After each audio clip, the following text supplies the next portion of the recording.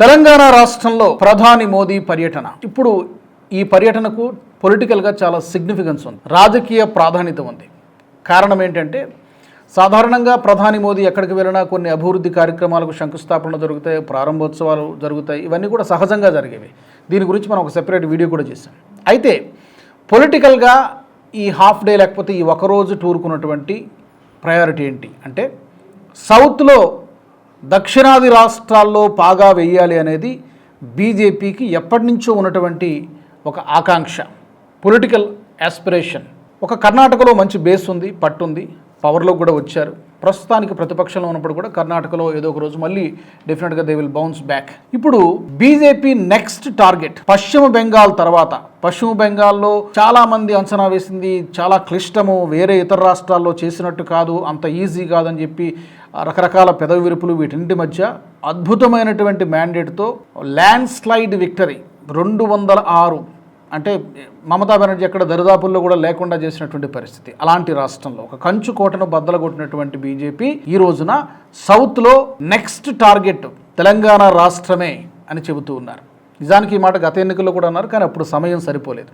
ఇప్పుడు 2028లో జరగబోయేటువంటి ఎన్నికల కోసం, అసెంబ్లీ ఎన్నికల కోసం ఎప్పటి నుంచే గ్రౌండ్ ప్రిపేర్ చేస్తున్నారు అనేటువంటి టాక్ వినబడుతోంది. రెండోది, ఇక ఈ మధ్యకాలంలో జరగబోయేటువంటి జిహెచ్ఎంసీ ఎన్నికల కోసం కూడా ఒక రోడ్ మ్యాప్ను ఇక్కడున్నటువంటి కార్యకర్తలకు, రాష్ట్ర నాయకులకు ఒక దిశానిర్దేశాన్ని ఇవ్వడానికి కూడా ప్రధాని మోదీ వస్తున్నారు. దీంట్లో భాగంగానే బహిరంగ సభ కూడా నిర్వహిస్తున్నారు సికింద్రాబాద్ పరేడ్ గ్రౌండ్లో మే 10న. ఇక ఎందుకు బీజేపీకి ఈసారి తెలంగాణ ఇంపార్టెంట్ అంటే డెఫినెట్గా ఇక్కడున్నటువంటి పొలిటికల్ సర్కమ్స్టాన్సెస్, రాజకీయ పరిస్థితులు కూడా కాస్త అనుకూలంగా ఉన్నట్టు కనబడుతుంది. కాంగ్రెస్ పవర్లో ఉంది. కాంగ్రెస్ చేసినటువంటి తప్పుల్ని ఎండగట్టడము, డెఫినెట్గా పొలిటికల్ స్టేట్మెంట్స్ ఉంటాయి. అదే ఇక్కడ ఉన్నటువంటి ప్రజలు కానీ లేకపోతే ఇక్కడ ఉన్నటువంటి కేడర్ కూడా అదే ఎక్స్పెక్ట్ చేస్తున్నారు. కాంగ్రెస్ చేసినటువంటి తప్పుల్ని ఎండగట్టడము, బీజేపీకి ఒక ఛాన్స్ ఇస్తే ఏం చేస్తామో చెప్పడము. దీంతో పాటు ఇక్కడ మరొక సానుకూల అంశం ఏంటంటే బీఆర్ఎస్ పార్టీ కొంత బలహీనపడడం కూడా బీజేపీ కొంత కలిసి వచ్చేటువంటి అంశంగా కనబడుతోంది. బీఆర్ఎస్ పార్టీ నుంచి కవిత వేరుపడి కొత్త పార్టీ పెట్టడము, బీఆర్ఎస్నే ప్రధానంగా టార్గెట్ చేస్తూ విమర్శలు చేయడం అనేది డెఫినెట్గా కొంత సానుకూల పరిణామంగానే బీజేపీ పర్స్పెక్టివ్లో చెప్పుకోవాలి. తర్వాత 2024 లోక్సభ ఎన్నికల్లో చెప్పుకోదగ్గ పర్ఫార్మెన్సే ఇచ్చింది. ఎందుకంటే యాజ్ ఆఫ్ నౌ బీజేపీకి ఉన్న నెంబరు 8 మంది ఎంపీలు, 8 మంది ఎమ్మెల్యేలు. ఈ నెంబర్ని పెంచుకోవాలి, పవర్లోకి రావాలంటే చాలా పరిశ్రమ, చాలా హార్డ్ వర్క్ చేయాల్సినటువంటి అవసరం ఉంటుంది. పర్టికులర్గా కొన్ని ప్రాంతాల్లో బీజేపీ అర్బన్ బెల్ట్లో బలంగా కనిపిస్తోంది. దాన్ని ఇంకా పెంచుకోవడానికి బీజేపీ పరిశ్రమ చేయాల్సి ఉంటుంది. సో ఈ టార్గెట్ని రీచ్ కావాలంటే ఒకటి, జిహెచ్ఎంసీ ఎన్నికల్లో ఎలాగూ మంచి పట్టుంది, గతంలో అది ప్రూవ్ అయింది కూడా. ఇప్పుడు మరొకసారి దాన్ని రీటైన్ చేసుకోవడము.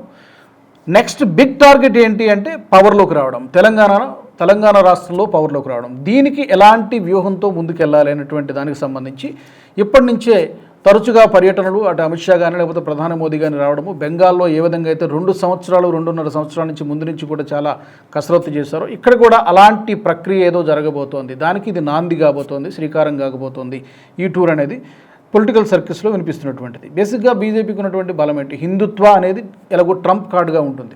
అదొక్కటే సరిపోదు, అన్ని రాష్ట్రాల్లో అదొక్కటే సరిపోదు. దాంతోపాటు అడిషనల్గా డెవలప్మెంట్ అనేది యాడ్ చేయాల్సి ఉంటుంది.